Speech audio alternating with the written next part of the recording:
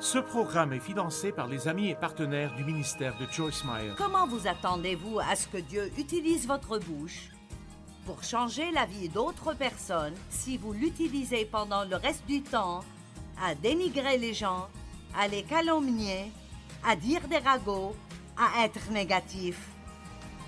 Allez!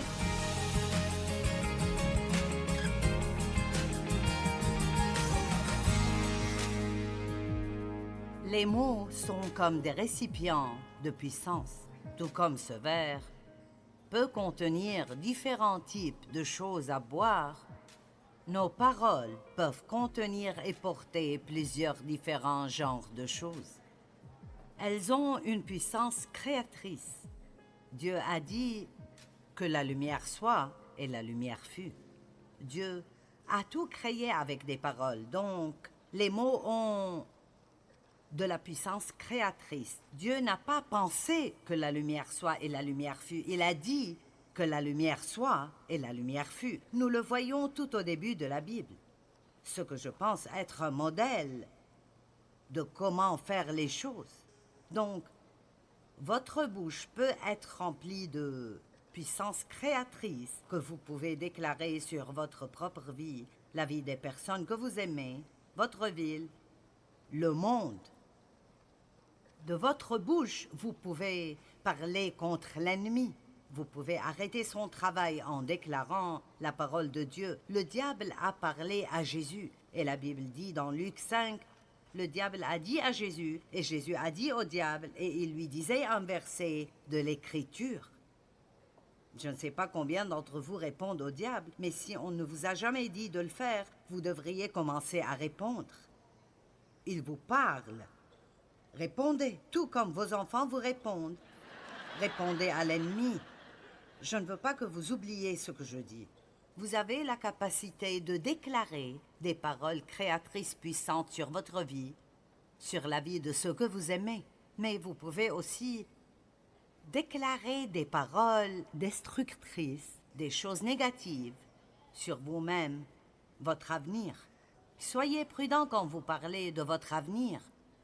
Prophétisez votre avenir. Déclarez ce que vous voulez voir arriver et ce dont Dieu dit que ça arrivera au lieu de simplement parler d'avoir peur que les choses vont rester telles quelles. Amen? Très bien. Proverbe 10, 19. Celui qui parle beaucoup ne manque pas de péché, mais celui qui retient ses lèvres est un homme prudent. Nous avons parlé de la discipline et de la maîtrise de soi. Donc, il dit que si vous retenez, disciplinez ou contrôlez vos paroles, alors vous êtes une personne prudente. Et cela veut dire que vous gérez bien la puissance que Dieu vous a donnée dans les paroles. Je peux expliquer cela de plusieurs façons, mais j'ai une façon spécifique par laquelle je veux enseigner cela. Et c'est à propos de comment vos paroles affectent l'onction de Dieu sur votre vie. Maintenant, quand j'ai commencé à étudier la Bible sérieusement, et j'allais à l'église longtemps avant que ça n'arrive, j'allais à l'église régulièrement pendant probablement 7, 8 ou 9 ans avant que vraiment j'aimais Dieu et j'étais né de nouveau. J'étais sauvé par la grâce. J'allais au ciel, mais je n'étais pas vraiment sérieuse dans ma relation avec Dieu. Je pense que beaucoup de personnes veulent Dieu dans leur vie pour ne pas aller en enfer, mais ils ne vivent pas pour Dieu. Ce n'est pas le but de la vie. Et Paul a dit, « Par Christ est ma vie, et la mort m'est un gain. En lui je vis, j'opère, et j'ai mon être. » Matthieu dit, « Recherchez d'abord le royaume de Dieu et sa justice, et toutes ces choses vous seront ajoutées. » Donc Dieu n'est pas secondaire. Il n'est pas une police d'assurance. Il devrait être la chose essentielle dans nos vies. Et donc, j'avais Dieu, mais disons juste, il ne m'avait pas. Vous comprenez ce que je veux dire? D'accord. Je voulais aller au ciel. Je voulais prier et avoir de l'aide quand j'avais des problèmes. Mais je ne lui avais pas abandonné ma vie. Et donc, quand j'ai commencé à vraiment sérieusement étudier la parole de Dieu, l'une des choses qui arrivait en ce temps, dans les années 70, était un grand déversement du Saint-Esprit partout dans le monde. Ce n'était pas juste un seul endroit ou une dénomination, mais ça arrivait partout. Et Dieu fait cela à différents moments dans l'histoire. Ça s'appelle le renouveau. Ce sont des moments où Dieu se montre et se manifeste pendant une période de temps, et ça ravive l'Église. Maintenant, nous ne vivons pas dans cela tout le temps, mais je suis reconnaissante d'avoir pu faire partie de cela parce que ma vie a été touchée très profondément. Et c'était un temps où le Saint-Esprit donnait une grâce spéciale pour que les gens aiment la parole. Je veux dire, ce n'était rien du tout d'avoir une réunion de 3 heures à l'église. Je veux dire, aujourd'hui, vous savez, nous entrons et nous sortons. Vous avez 3 ou 4 réunions en un matin, et tout est 10 minutes et 5 minutes. Et je comprends que nous avons de différentes ères ou des temps différents dans la vie. Mais il n'y a pas beaucoup de gens aujourd'hui qui supporteraient une réunion de 3 heures à l'église. Et donc, c'était des temps spéciaux et il y avait une onction spéciale. Et ce n'était rien d'aller pendant une semaine à des camps de réunion où vous alliez à l'église 3 fois par jour, 7 jours de suite. Et parfois même pendant un mois entier de renouveau, et nous ne nous en fatiguions pas. Nous aimions juste la parole. Et l'une des choses dont nous entendions beaucoup parler alors et que nous ne voyons plus aussi souvent aujourd'hui, et je pense que c'est quelque chose dont nous devrions parler beaucoup plus, est l'onction. Juste l'onction. Maintenant, quand je dis l'onction, il y a peut-être des gens ici qui ne savent même pas de quoi je parle. Donc, qu'est-ce que l'onction?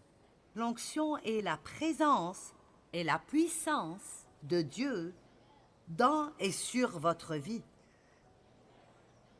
Et très souvent, nous sommes moins pour certaines choses. Donc, il y a l'onction générale sur nos vies en tant que croyants, mais Dieu peut nous oindre pour des choses spéciales. Je suis ointe en tant qu'enseignante biblique. Ça veut dire que Dieu m'a appelée et m'a équipée pour faire cela.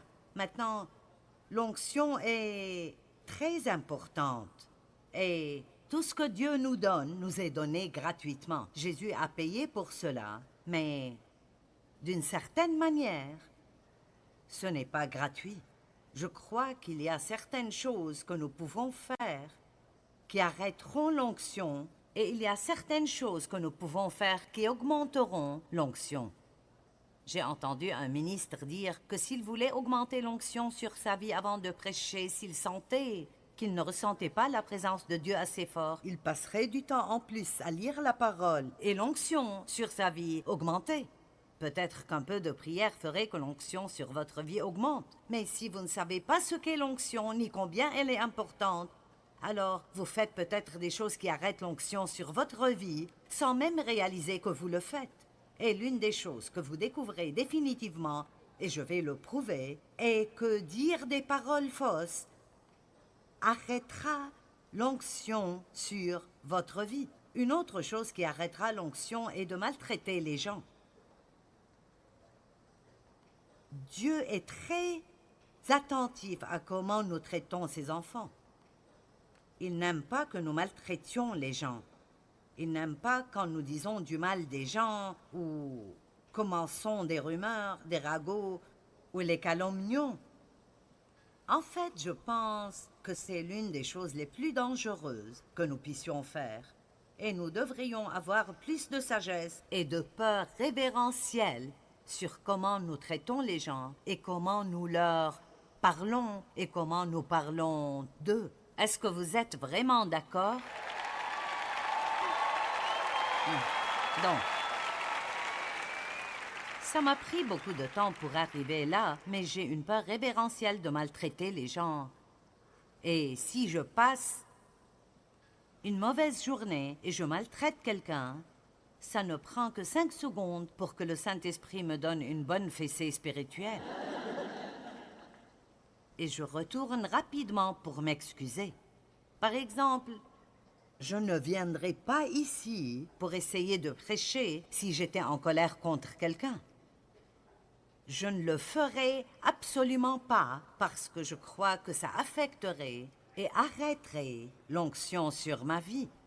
Et je sens que c'est la chose principale que j'ai, l'onction de Dieu. Des milliers de personnes ne viendraient pas se réunir dans un bâtiment un week-end à écouter quelqu'un parler s'il ne disait pas quelque chose qui a vraiment une influence ou un effet sur leur vie. Maintenant, vous ne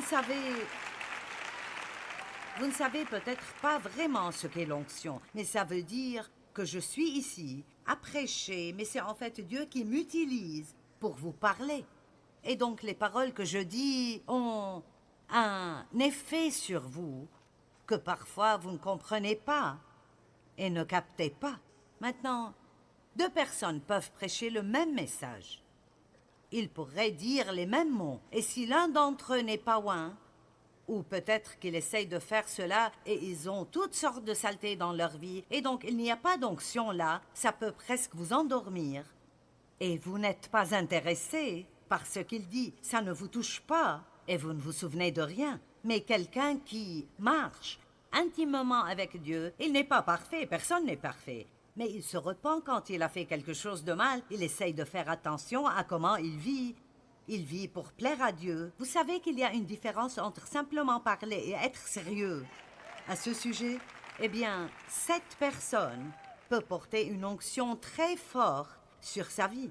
Et ce qu'il dit peut littéralement pénétrer au-delà de votre cerveau et aller dans votre cœur, et vous n'obtenez pas de l'information, mais une révélation. Il y a une différence entre quelqu'un qui vous donne des informations et quelqu'un qui vous donne quelque chose comme « Je comprends.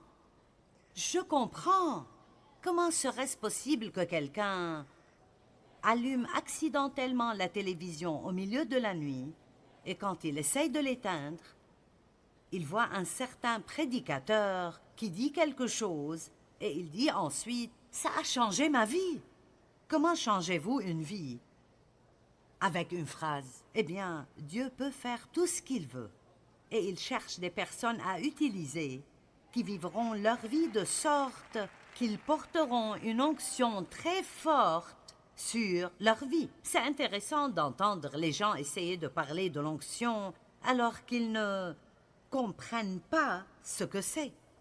Nous avons vu des gens dire des choses comme « Je suis allé à cette réunion et je ne sais pas l'expliquer. » Mais il y avait quelque chose dans la salle qui n'était comme rien de ce que j'ai ressenti de ma vie.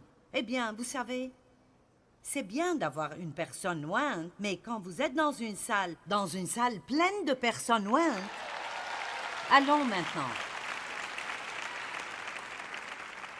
Parce que voici la vérité. En tant que chrétiens, nous sommes tous oints par Dieu. Allez, il y a une onction qui est sur vous. C'est pourquoi la Bible dit « Mettez les mains sur les malades et ils seront guéris ». Eh bien, comment mettre vos mains sur quelqu'un et prier pour eux affecterait quoi que ce soit? Eh bien, l'onction est en fait tangible et peut être ressentie et transférée. Donc, nous devrions faire plus de ce que la Bible dit que nous le faisons. Salut! Mais de quoi parles-tu? Tout d'abord, Jésus est celui qui est oint. Donc, il a été oint par son Père. Il y a Dieu le Père et il y a Jésus qui est Dieu et le Saint-Esprit qui est Dieu. Et donc, il y a un Dieu, 3 personnes. Je ne comprends pas cela dans ma tête, mais je comprends. Et nous pouvons communier et avoir une relation avec toutes les 3 personnes de Dieu et chacun fait quelque chose de spécifique pour nous. Quand Jésus est monté au ciel, il ne nous a pas laissés seuls. Il a dit « Je serai avec vous toujours ». Ce qu'il a fait était d'envoyer l'Esprit Saint, l'onction, la présence de Dieu, l'Esprit de Dieu est la présence de Dieu. Il a envoyé l'Esprit Saint pour le représenter et agir en son nom. Et il a dit, il était avec vous, mais maintenant il habitera en vous. Allez, vous comprenez cela? Maintenant, il sera en vous. Donc, il a dit aux croyants d'aller attendre dans la chambre haute jusqu'à ce que la promesse d'en haut vienne à eux. Et cette promesse d'en haut était quand le Saint-Esprit est venu le jour de la Pentecôte, comme il est écrit dans Actes chapitre 2. Maintenant, je ne sais pas pourquoi la religion essaye de cacher toutes ces choses merveilleuses qui sont arrivées dans Acte 2, mais comme ils attendaient dans la chambre haute, soudainement, je ne sais pas pour vous, mais j'aurais besoin d'un soudainement dans ma vie. Allez, soudainement, comme un vent puissant. Et il dit que des langues de feu sont apparues et sont venus sur chacun d'entre eux, et ils ont tous commencé à parler en langue, en différentes langues, des langues étrangères, comme l'Esprit dirigeait leurs mots. Maintenant, je ne vais pas faire un enseignement sur le fait de parler en langue et effrayer ceux qui pensent que ça vient du diable. Ce qui est faux, en fait, mais...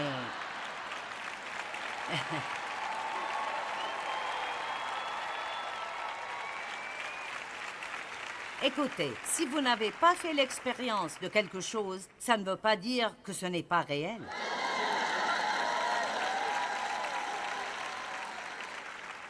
Et nous agissons très sottement si nous croyons ce qu'une dénomination nous dit plutôt que la parole de Dieu.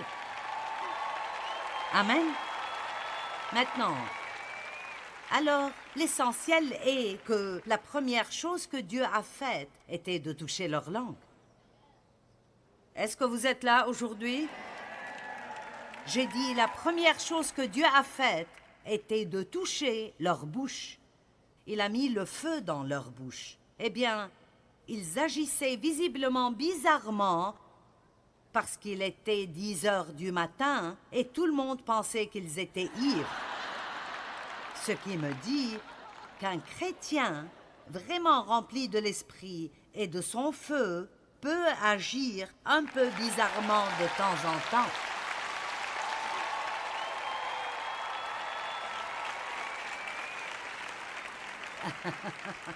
Maintenant, nous n'avons pas à montrer au monde combien nous pouvons être bizarres. Je pense que nous pouvons utiliser du bon sens et faire attention à qui est autour de nous. Mais Jésus n'est pas mort pour que nous puissions juste continuer à être des croyants misérables. Il est mort pour que nous puissions avoir une vie puissante, pleine de l'esprit, de son feu, une vie victorieuse, triomphante et vibrante.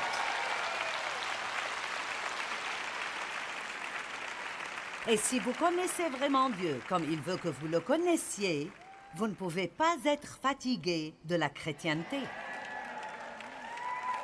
Et l'une des choses que Jésus a faites quand il a envoyé le Saint-Esprit est qu'il a amené des cadeaux avec lui. Il a amené des dons puissants avec lui. Il y en a 9 spécifiquement. Il y a 9 fruits de l'Esprit et 9 dons de l'Esprit. Et les deux sont aussi importants l'un que l'autre. Je ne conseille pas de mettre les dons avant les fruits parce qu'honnêtement, je connais des gens avec des dons qui n'ont pas de fruits et ils sont vraiment embarrassants, vous savez. Et ce n'est pas ce que nous voulons, mais Dieu nous donne des paroles de connaissance, des paroles de sagesse, le discernement des esprits et c'est si important. Ah, vous devriez prier pour le discernement. La Bible dit que nous devons prier pour rechercher et poursuivre les dons de l'esprit. Donc, si c'est tout ce que vous retenez de tout ce que je dis cet après-midi, quand vous rentrez chez vous, commencez à prier. Dieu, s'il te plaît, remplis-moi. Remplis-moi de la puissance de ton Esprit Saint. Priez chaque jour pour que Dieu vous remplisse de l'Esprit Saint, parce que nous avons besoin d'être toujours remplis de l'Esprit Saint. Je ne veux pas une expérience d'une fois avec Dieu pour le reste de ma vie. J'ai besoin d'une nouvelle expérience chaque jour. C'est pour cela que je sors du lit le matin et je vais passer du temps avec Dieu. Et si nous agissions comme si nous voulions désespérément Dieu, nous ne serions pas si désespérés dans nos circonstances tout le temps.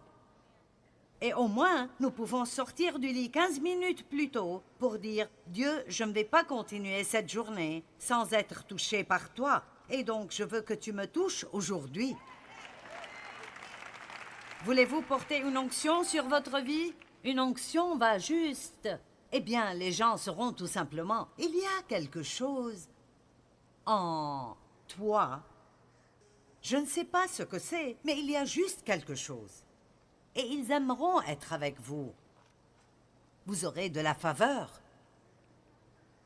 Vous saurez des choses sans savoir comment vous les savez. Vous aurez la bonne réponse au bon moment. Si quelqu'un a un mauvais esprit en lui et il essaye d'être ami avec vous et il a une mauvaise motivation, c'est là que vient le don du discernement. Vous direz, je dois m'assurer de cette personne.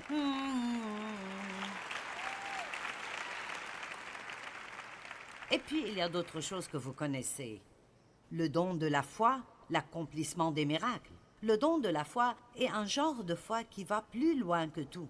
À chaque personne est donnée une mesure de foi, mais le don de la foi va plus loin que cela. C'est comme une foi dont vous ne comprenez même pas pourquoi vous l'avez. Et je crois que Dieu a donné à Dave et moi un don de foi pour sortir et faire ce que nous avons fait quand nous avons commencé ce ministère. Et ce que je fais est absolument incompréhensible si vous saviez d'où je viens, mon niveau d'éducation et dans quel état j'étais quand Dieu m'a appelé à faire cela. Je veux vous dire ceci. Si Dieu peut parler à un prophète à travers un âne, il peut vous utiliser et il peut m'utiliser. Amen.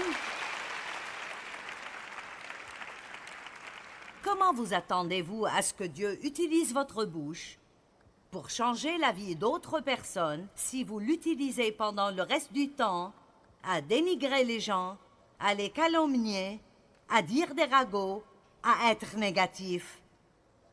Allez! Nos paroles ont beaucoup à faire avec l'onction sur nos vies, et il y a d'autres dons. La prophétie, les langues, l'interprétation de langues. Quand nous parlons des langues, tout le monde commence. Je compte enseigner quelquefois l'année prochaine sur les dons de l'esprit. Je dois choisir le bon endroit parce que, vous savez, nous avons... Désolée, je ne l'ai pas aujourd'hui. Dans un ministère comme le mien, nous avons des gens de toutes les dénominations qui viennent, et alors j'essaye d'utiliser la sagesse. Je ne veux pas vous effrayer, mais vous aider. Et donc,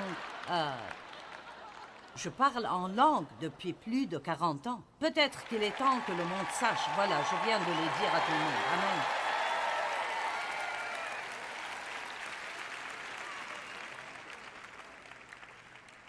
Vous dites, je ne comprends pas. Moi non plus.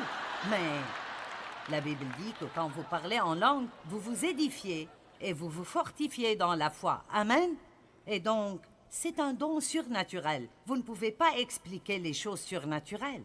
Et donc, il y a certaines personnes qui essayent de dire que ces dons ont disparu avec la première Église. Eh bien, s'ils en avaient besoin, nous en avons besoin aussi.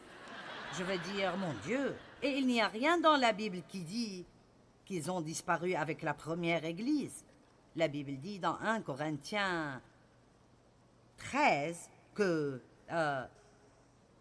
quand ce qui est parfait sera venu, Mike Med d'en bas, quand ce qui est parfait sera venu, ce qui est partiel sera inutile. Et le seul parfait que je connaisse est Jésus et il n'est pas encore revenu. Et donc, nous avons besoin de toute l'aide que nous pouvons avoir. Jusqu'alors, j'ai besoin de la puissance surnaturelle de l'Esprit Saint pour vivre au-dessus de la corruption qui est dans le monde et garder ma joie. Amen.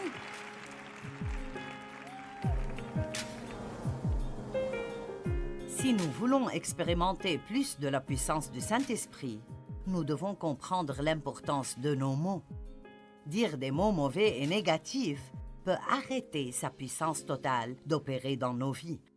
Mais apprendre à dire ce que Dieu dit de nous et des autres augmentera sa puissance dans nos vies et nous pouvons choisir. Vous pouvez choisir vos mots et vous devez faire cela attentivement.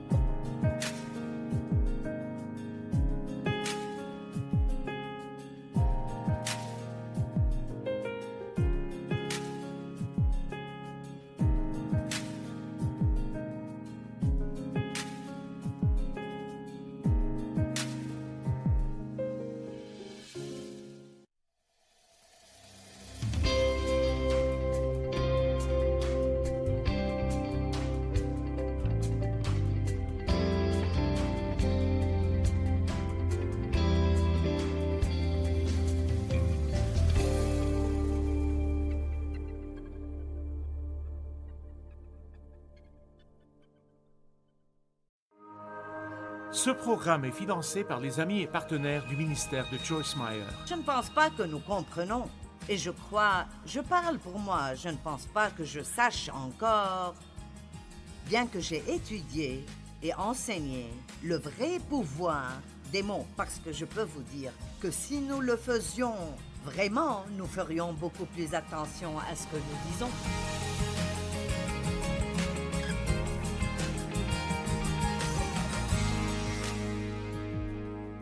Comment vous attendez-vous à ce que Dieu utilise votre bouche pour changer la vie d'autres personnes si vous l'utilisez pendant le reste du temps à dénigrer les gens, à les calomnier, à dire des ragots, à être négatif? Allez! Nos paroles ont beaucoup à faire avec l'onction sur nos vies et il y a d'autres dons. La prophétie, les langues, l'interprétation de langues. Quand nous parlons des langues, tout le monde commence. Je compte enseigner quelquefois l'année prochaine sur les dons de l'esprit. Je dois choisir le bon endroit parce que, vous savez, nous avons... Désolée, je ne l'ai pas aujourd'hui. Dans un ministère comme le mien, nous avons des gens de toutes les dénominations qui viennent, et alors j'essaye d'utiliser la sagesse. Je ne veux pas vous effrayer, mais vous aider. Et donc, je parle en langue depuis plus de 40 ans. Peut-être qu'il est temps que le monde sache. Voilà, je viens de le dire à tout le monde. Amen.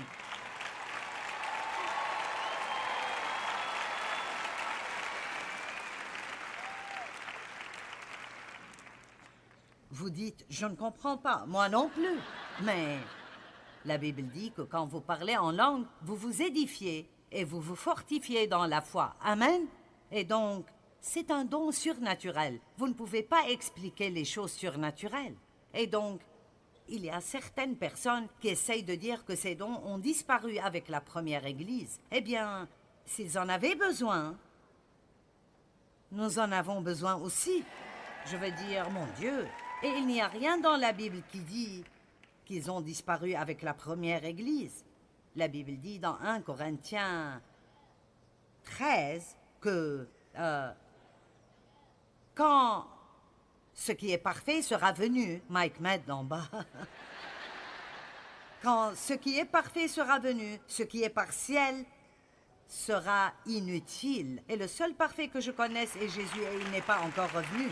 Et donc, nous avons besoin de toute l'aide que nous pouvons avoir. Jusqu'alors, j'ai besoin de la puissance surnaturelle de l'Esprit Saint pour vivre au-dessus de la corruption qui est dans le monde et garder ma joie. Amen. Et donc, quand vous êtes oint par le Saint-Esprit, vous vous trouverez en train de faire des choses qui n'ont pas beaucoup de sens.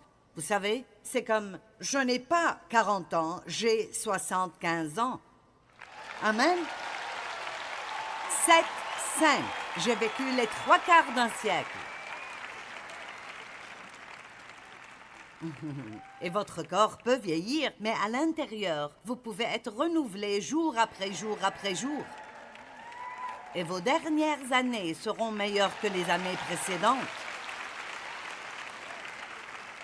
Laissez juste tomber les choses anciennes. Personne n'est trop jeune ou trop vieux pour laisser Dieu les utiliser. J'ai commencé le ministère alors que j'avais 3 adolescents et un bébé dans mes bras. Ne me dites pas que vous avez trop d'enfants pour faire quoi que ce soit pour Dieu. Quand Dieu vous oint pour faire quelque chose, vous pouvez faire des choses que vous ne pouvez même pas imaginer pouvoir faire. Donc voilà. Je ne comptais pas vraiment dire quelque chose comme ça, mais voilà.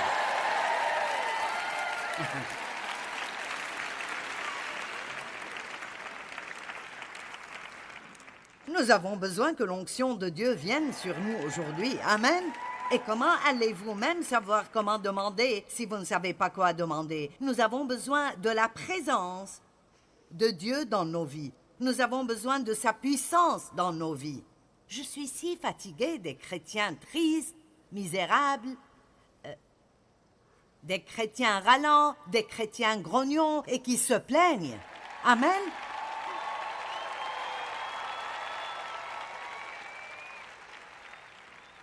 Donc, votre bouche.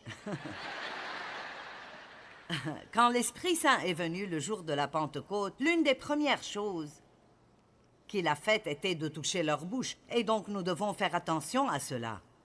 Vous savez, il y a une raison pour cela. Et juste pour continuer un peu ici, Paul a dit « N'empêchez personne de parler en langue ». Donc, si quelqu'un vous dit « Vous ne pouvez pas faire cela », dites « Paul a dit que je le peux ».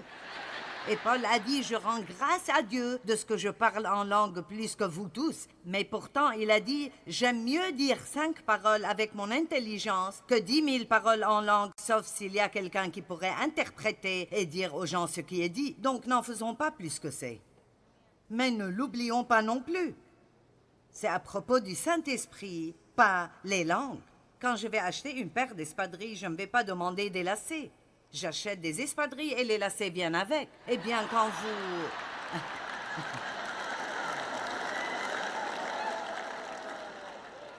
Oh mon Dieu, je me cause tant de problèmes ici. Quand vous recherchez le Saint-Esprit, il vous donnera des dons à utiliser pour le bien et le bénéfice de tous, comme il le détermine et le désire. Amen. Et donc, vous n'avez vraiment pas à faire des dons plus qu'ils ne sont vraiment. Recherchez le Saint-Esprit, recherchez Dieu, et vous marcherez dans ce pouvoir surnaturel et disposerez de tout ce dont vous avez besoin pour faire tout ce que Dieu vous demande de faire. Amen. Très bien. Alors, laissez-moi dire ceci. Si vous êtes assis là et que vous vous dites « J'aurais aimé savoir de quoi tu parles, mais je n'ai aucune idée. Je me sens aussi perdu que possible. » J'ai un livre.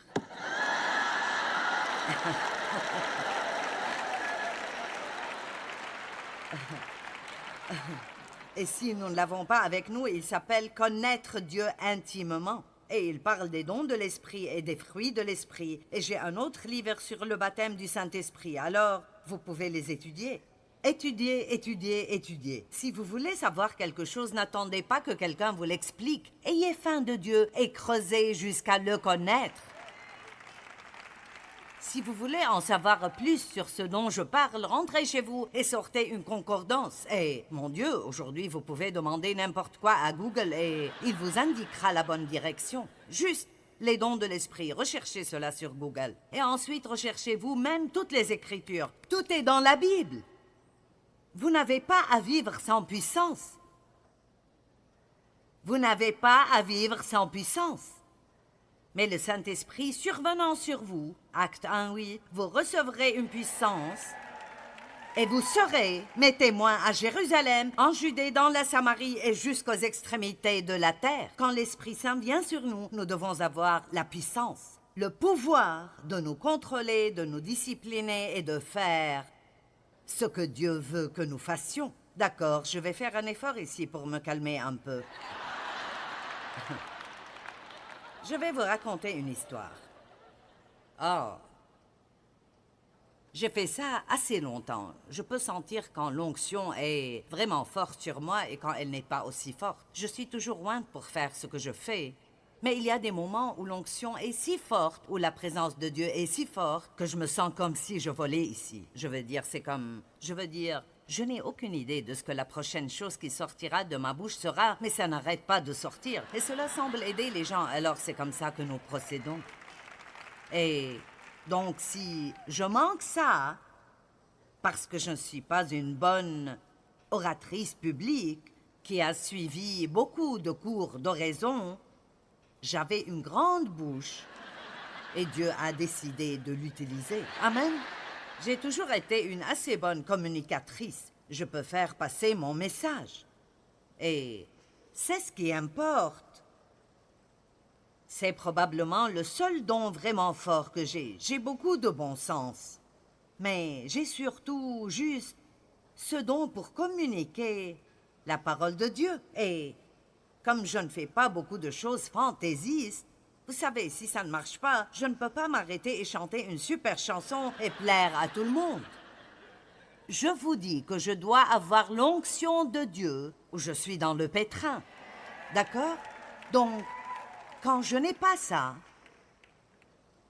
si je sens que l'onction n'est pas forte, alors je ne peux pas attendre d'avoir fini.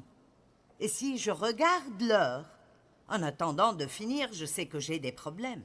Donc cela ne m'arrive presque jamais. Mais parfois, si Dieu essaie d'attirer mon attention, ça arrive. Vous ne le savez pas, mais moi si. Donc, il y a de nombreuses années, je suis passée par une période où j'enseignais comme je le fais toujours. Mais je sentais qu'il n'y avait pas d'onction du tout. Et j'ai détesté ça. J'avais l'impression que tout ce que je disais n'avait aucun sens. Donc, je disais à Dave, je sens juste comme s'il n'y avait pas d'onction. Il disait, qu'est-ce que tu racontes? Je suis heureuse parce que Dieu le cache aux autres. Et donc, ça a continué quelquefois quand j'allais prêcher. Et finalement, j'ai dit à Dave, je ne sais pas ce qui ne va pas en moi. Mais je ne vais pas aller au lit avant de le découvrir. Alors je suis allée dans mon bureau et j'ai crié à Dieu pour qu'il me montre ce qui ne va pas et il ne m'a jamais rien montré. Eh bien, le lendemain, Dave m'a dit, je pense que Dieu m'a montré ce qui ne va pas. Oh.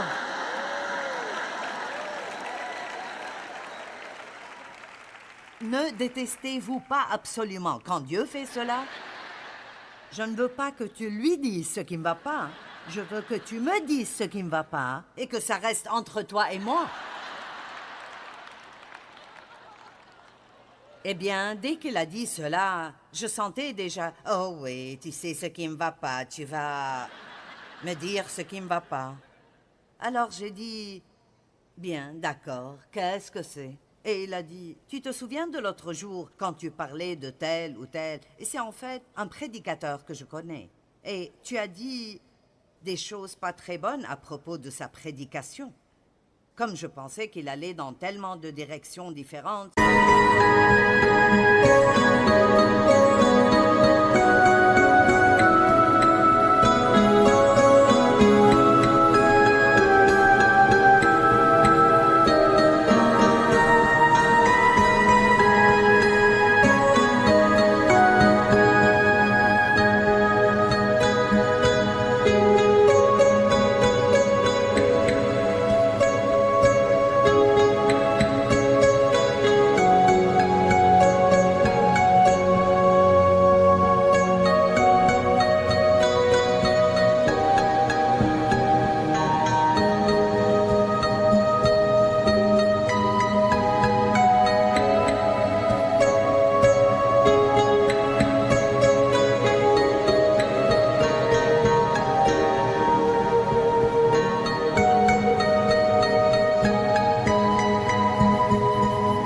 Sans jamais vraiment finir son propos. Eh bien, Dave était d'accord. Mais Dieu n'avait pas affaire à lui. Et puis, non seulement il n'a pas traité avec Dave à ce sujet, mais il a dit à Dave que c'était mon problème. Je sais que cela a l'air drôle maintenant, mais ce n'était pas drôle alors. Et donc, je suis devenue vraiment furieuse et je suis retournée dans ma chambre. Et ainsi, ça a pris quelques jours, mais Dieu m'a conduit à ces écritures dans Jacques 3, 1 à 10, que je vais vous lire. Ne soyez pas nombreux à enseigner. Vous le savez, nous qui enseignons, nous serons jugés plus sévèrement. Donc, je vais vous lire le reste de ceci pour un autre but. Mais l'essentiel est que j'avais réellement fait une très mauvaise chose en tant qu'enseignante de la parole de Dieu, en disant quelque chose de dégradant à propos d'une autre personne enseignant la parole de Dieu. Si vous voulez avoir des ennuis, il vous suffit d'aller juger quelqu'un qui fait la même chose que vous.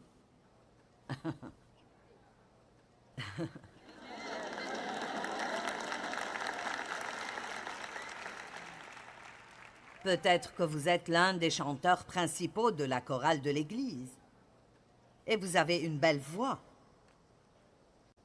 Quelqu'un d'autre qu'il laisse chanter de temps en temps et vous dites « Ah, ils ne pourraient pas chanter même si leur vie en dépendait. » Eh bien, vous feriez mieux de commencer à vous repentir. Comprenez-vous tous ce que je dis? Je connais un médecin qui dit du mal d'autres médecins et je me dis « Oh, tu ne sais pas ce que tu fais. Il faut faire attention. » Je veux mettre un peu de crainte révérentielle en vous aujourd'hui parce que Dieu n'aime vraiment pas quand nous bavardons et calomnions d'autres personnes. Amen.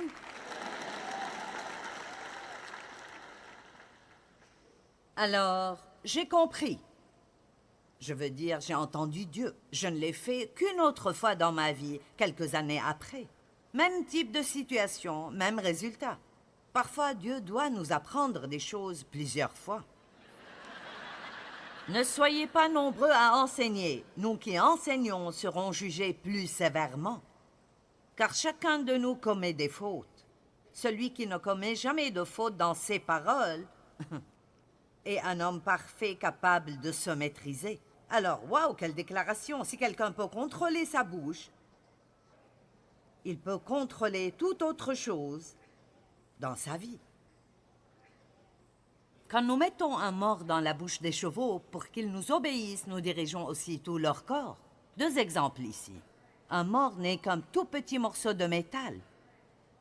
Mais ce cheval qui peut peser jusqu'à 700 ou 800 kilos peut être contrôlé avec ce tout petit morceau de métal. Donc il dit que la direction de votre vie entière peut être contrôlée par cette toute petite chose qui est votre langue et les mots que vous dites. Est-ce que quelqu'un a besoin de ça aujourd'hui? Bien. Deuxièmement, pensez encore aux grands bateaux. S'ils sont poussés par des vents violents, il suffit d'un tout petit gouvernail pour les diriger au gré du pilote. Ainsi, le capitaine du navire peut se tenir dans une partie du navire et à la barre donner une direction à ce navire gigantesque avec un petit gouvernail que personne ne peut même voir. Je ne pense pas que nous comprenons. Et je parle pour moi, je ne pense pas que je sache encore, bien que j'ai étudié et enseigné le vrai pouvoir des mots, parce que je peux vous dire que si nous le faisions vraiment, nous ferions beaucoup plus attention à ce que nous disons. Amen. Maintenant, sortez une concordance et ouvrez aux proverbes. Il suffit de lire les proverbes et de mettre en évidence chaque écriture sur la bouche et les mots. Il n'y a rien de plus important que notre façon de penser et de parler. Amen. Il en va de même pour la langue. C'est un petit organe, mais elle se vante. Ne suffit-il pas d'un petit feu pour incendier une forêt? La langue aussi est un feu.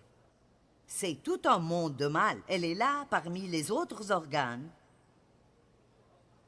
et contamine notre être entier. Allumée au feu de l'enfer, elle enflamme toute notre existence. Que pensez-vous de cela? L'homme est capable de dompter toutes sortes de bêtes sauvages, d'oiseaux, de reptiles, d'animaux marins. Mais la langue, aucun homme ne peut la dompter. C'est un fléau impossible à maîtriser. Nous nous en servons pour louer le Seigneur et nous nous en servons pour maudire les hommes créés à l'image de Dieu. Comprenez-vous ça? Nous venons ici, nous chantons nos chants de louange. J'aime cette chanson, notre défenseur. Tout ce que nous faisons, c'est nous prosterner et l'adorer, et nous aimons cette chanson. Mais si vous n'aviez pas entendu ce message, vous ne le feriez plus maintenant. C'est possible que quelqu'un ici quitte, ou vous retournez avec quelqu'un à la maison, et vous dites « Je pense qu'elle a parlé trop longtemps » ou « Elle a parlé trop fort ». Vous savez, vous savez, peu importe. Nous allions à l'église et ensuite, nous allions déjeuner et invitions le pasteur à déjeuner. C'était un déjeuner où on s'amusait à bavarder à propos de tout le monde à l'église. Mais personne ne m'avait jamais dit ce que je vous dis ici aujourd'hui. Est-ce que quelqu'un croit ce que je dis? Amen. Et parce que la langue est si difficile à contrôler, pourquoi ne pouvons-nous pas supporter de ne pas raconter ce que nous avons entendu? Surtout si c'est une mauvaise chose. Laissez-moi vous lire ceci, c'est vraiment bien. Dans la Grèce antique, Socrate était réputé pour tenir le savoir en haute estime. Un jour, quelqu'un dit au philosophe, « Sais-tu ce que je viens d'entendre au sujet de ton ami ?» Socrate répondit, « Avant de me dire quoi que ce soit, j'aimerais que tu passes un petit test. Je l'appelle le test du triple filtre. » Triple filtre? Exact, continua Socrate. Avant de me parler de mon ami, prenons un petit moment pour filtrer ce que tu vas dire. C'est pourquoi c'est le test du triple filtre. Le premier filtre est la vérité. Est-ce que tu es absolument certain que ce que tu es sur le point de me dire est vrai? Non, dit l'homme, c'est quelque chose que j'ai entendu. D'accord, dit Socrate, donc tu ne sais même pas si c'est vrai ou pas. Essayons maintenant le deuxième filtre, le filtre de la bonté. Est-ce que ce que tu vas me dire sur mon ami est une bonne chose? Non, c'est en fait le contraire. Socrate dit, tu veux me dire quelque chose de mauvais à son sujet, mais tu n'es même pas sûr que ce soit vrai. Tu peux quand même réussir le test, car il ne reste qu'un filtre. Le filtre de l'utilité. Est-ce que ce que tu veux me dire à son sujet va m'être utile? Non, pas vraiment. Eh bien, conclut Socrate, si ce que tu veux me dire n'est pas vrai, n'est pas bon, et même pas utile, alors pourquoi même me le dire?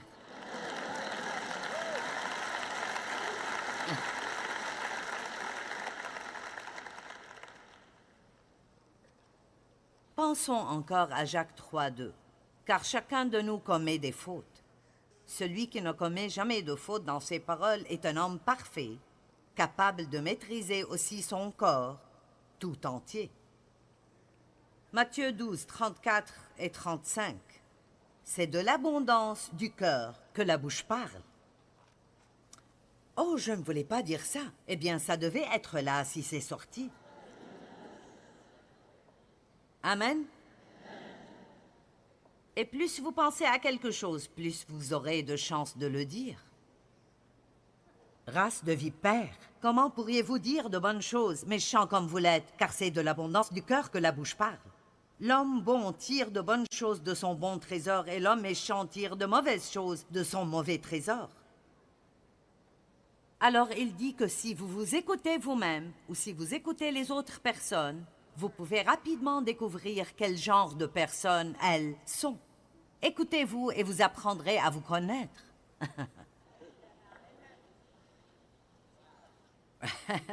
Ouais, waouh, c'est à peu près tout ce que vous pouvez dire à ce sujet. Je veux dire, si vous commérez, vous êtes commère. Si vous vous plaignez, vous êtes un plaignant. Si vous mentez, vous êtes un menteur. Je n'essaie pas de vous faire vous sentir mal. je dois appliquer la même chose sur moi-même. Je ne veux pas vivre dans ce monde imaginaire où je suis cette grande chrétienne si, vraiment, j'ai des problèmes épouvantables auxquels je ne fais même pas attention. Mais c'est tellement important avec qui vous traînez. Écoutez, les personnes avec qui vous passez du temps ont une influence réelle sur votre vie. Parce que, comme je disais, l'onction, je crois que c'est transférable. Et je crois que vous commencez à prendre un peu de ce qui est autour de vous. Amen. Cela arriverait avec votre pasteur ou quelqu'un que vous écoutez beaucoup. Les gens qui m'écoutent beaucoup, comme peut-être tous les matins pendant qu'ils se rendent au travail, et ils le font depuis des années, il ne faut pas longtemps et vous entendrez quelqu'un dire « Tu parles comme Joyce Meyer ». Ou votre mari pourrait dire « Tu commences à agir comme cette dame à la télévision ». C'est vrai, ce que vous fréquentez souvent, vous commencez à lui ressembler. Donc, vous devez faire attention avec qui vous passez du temps, car ces gens-là vous influencent. Ne traînez pas avec des personnes négatives, grincheuses, grognons, bavardants ou calomniants. Amen. Fréquentez quelqu'un qui a quelque chose de bon à dire, quelqu'un de positif. Et écoutez, s'ils vous disent les secrets d'autres personnes, ils disent à quelqu'un d'autre les vôtres. Ô Dieu, nous prions pour que tu touches nos langues avec ce feu sacré. Purifie nos bouches, ô Dieu, et utilise-nous pour ta gloire.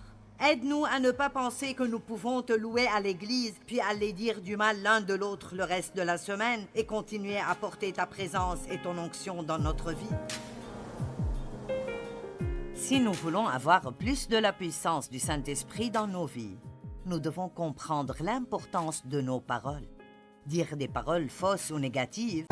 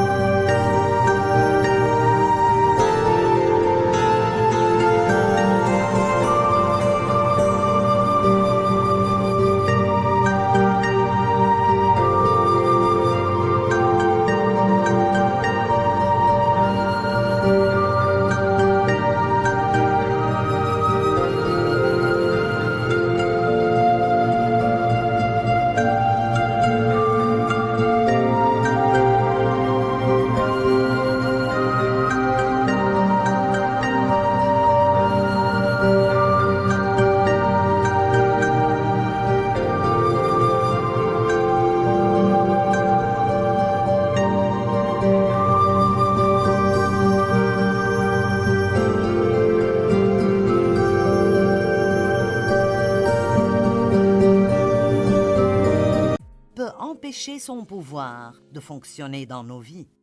Mais apprendre à dire ce que Dieu dit de nous et des autres augmentera son pouvoir dans nos vies et nous aurons le choix. Vous savez, vous pouvez choisir vos mots et vous devez le faire avec soin.